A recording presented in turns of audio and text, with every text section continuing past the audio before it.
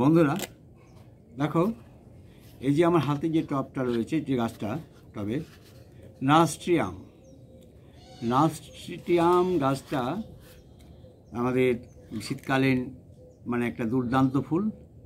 এই গাছগুলোর পাতাগুলো অনেকটা দেখবে আমাদের ভারতবর্ষে যে পদ্ম পাতা, বাংলায় যে পদ্ম পাতা হয়, পদ্ম পাতার মতো দেখতে, খুব সুন্দর ফুল ফুলে ঝাঁক হয়ে। তো গাছটা আমি আজ থেকে দিন 10 আগে আমি পটে বসিয়েছিলাম, কিন্তু পটে আমি পরিপূর্ণভাবে সয়েল ভরিনি। দেখতে পাচ্ছ কীরকম সয়েল ভরা আছে? হ্যাঁ, মানে 2/3 ভরা আছে। তো আমি আজকে এবার চাপান সার দেবো।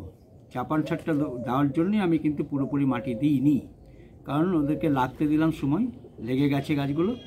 এবার আমি কিন্তু চাপান সারটা দেবো। এবার চাপান সারটা কী দিচ্ছি দেখো, দেখো দুটো গাছ আছে আমার, এই দুটো গাছই আমি কিন্তু চাপান সারটা দেবো। হ্যাঁ, এই যে গাছটা, এই গাছের নাস্ট্রিয়াম যে গাছটা, এটা খুব সুন্দর ফুল ফুটে, দারুণভাবে বাগান আলোকিত করে, ছাদ আলোকিত করে। তো আমি এর সঙ্গে দেখো, প্রথমে দেখো বালি দিয়েছি, দেখো বালি, এই সাধারণ বালি একদম। আর এটা দিয়েছি ভার্মি কম্পোজ, এটা আছে ভার্মি কম্পোজ। হ্যাঁ, ভার্মি কম্পোজ। আর এই ভার্মি কম্পোজের সঙ্গে আমি কিছু খোল দেবো, সাধারণ খোল, জাস্ট কিছু খোলের সেটা দিয়ে দিলাম। এ দেখো সাধারণ খোল আমি কিন্তু এর মধ্যে দিয়ে দিলাম। তো আর কি দেবো না, নিম খোল। এ দেখো, এটা হচ্ছে নিম খোল। হ্যাঁ, এই নিম খোলটা আমি অল্প পরিমাণ দিয়ে দেবো। দেখো, এ দেখো, এই পরিমাণ এক মুঠোর মতো নিম খোল দিয়ে দিলাম। হ্যাঁ, আর দেবো ভার্মি কম্পোজ। ভার্মি কম্পোজ দিয়েছি। এবার দেবো কোকোপিট।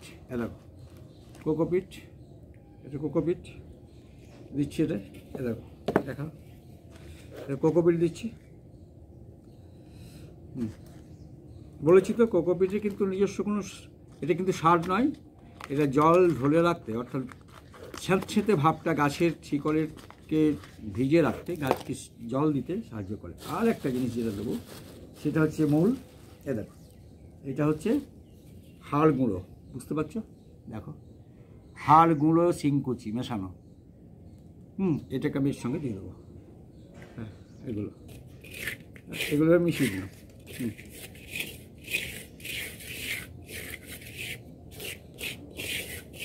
এটা মিশিয়ে দিলাম। মিশিয়ে দেওয়ার পর খুব সুন্দরভাবে মেশাবে, কারণ তুমি যত সুন্দর মেশাবে গাছের খাবার টানতে সুবিধা হবে, সেই জন্য হ্যাঁ খুব সুন্দরভাবে মেশাবে। বেশ, এটা হয়ে গেল। এইবার আমি এই যে গাছগুলোই কিন্তু আমি এবার প্রত্যেকটিতে মানে একটা নির্দিষ্ট পরিমাণে, এ দেখো এই যে বাটিটা নিয়েছি আমি, এটার এতটা পরিমাণ, এবং আর একটু দেবো, দেখো আরেকটু দিয়ে দিই।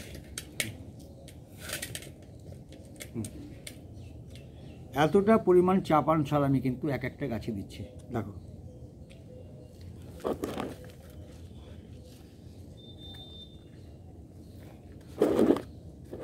মাটি কিন্তু নেই, এর মধ্যে কোনো মাটি নেই, বালি দিয়েছি অল্প, আর সাধারণ খোল, নিম খোল, আর হাড় গুঁড়ো শিংকুচি, আর যেটা দিয়েছি সেটা হচ্ছে যে কোকোপিট আর ভার্মি কম্পোজ, এইগুলো দিয়ে দিলাম। ব্যাস, এইগুলো দিয়ে দেওয়ার পর এবার গাছটা কিন্তু আরও সুন্দরভাবে বাড়বে, আরও দারুণভাবে এটা বাড়বে। এবার এটাকে জাস্ট একটা স্টিক দিয়ে করে দেবো, এখানটায় দিয়ে এটাকে সুন্দরভাবে রাখবো। দারুণভাবে ফুল হবে, দারুণ ফুল হবে। এটাই দিয়ে দিয়ে দেখো, একই পদ্ধতি।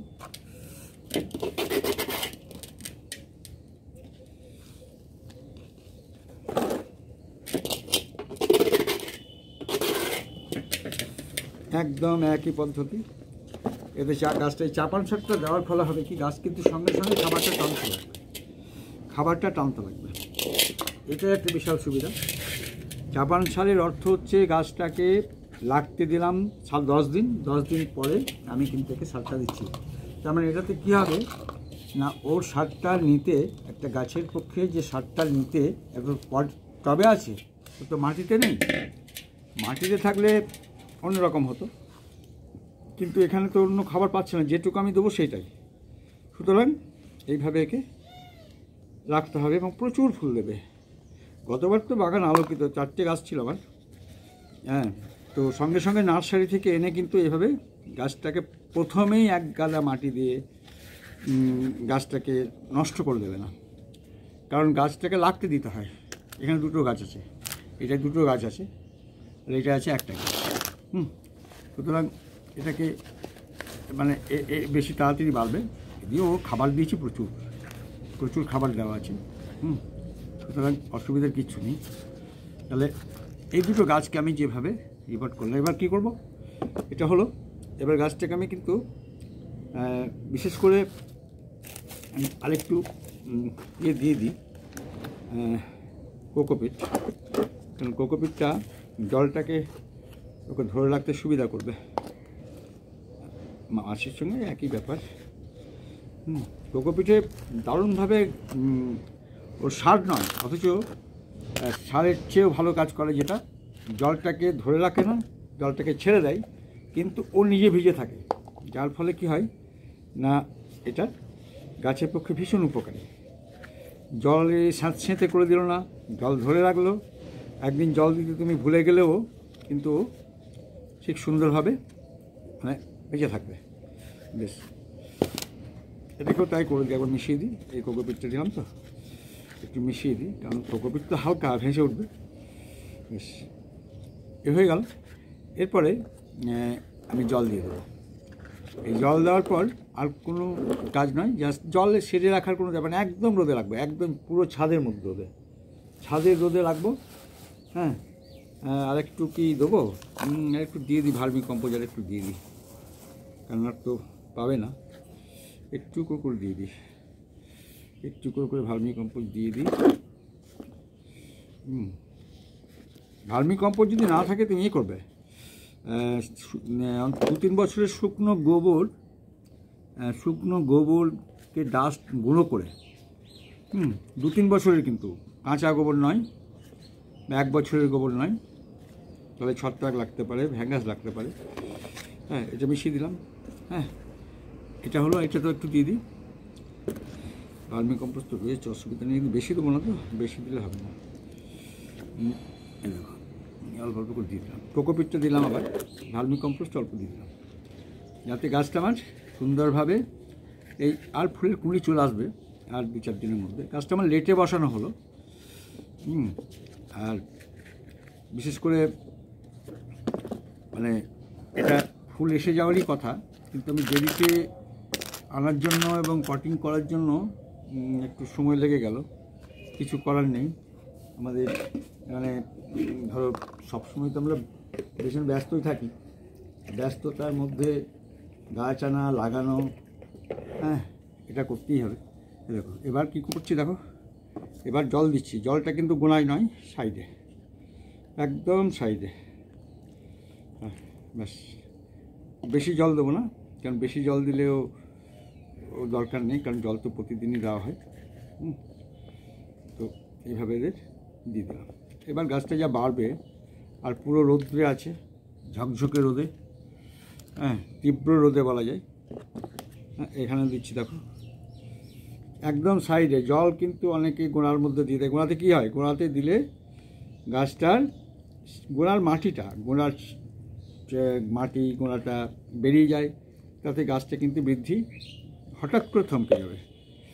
এটা হয়ে গেল। আর এইভাবে কিন্তু আমরা বলে দিই, এইভাবে আমরা কিন্তু এই গাছটাকে বসাবো, হ্যাঁ, এবং এদেরকে যত্ন করব।